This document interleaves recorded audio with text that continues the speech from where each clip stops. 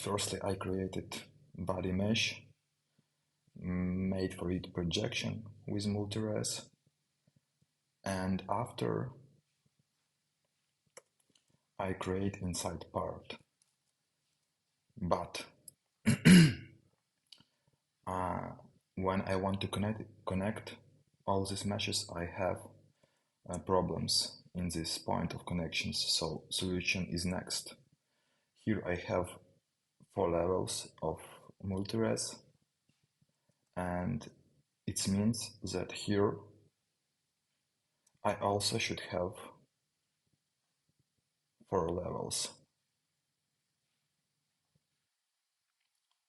Let's make 4. And now we can connect these 2 meshes. I select all vertices, click M and merge it by distance. Okay, I have connections. Now let's check.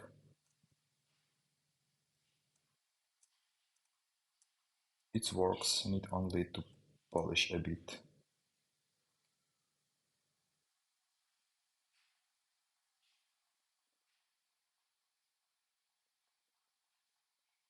So, nice.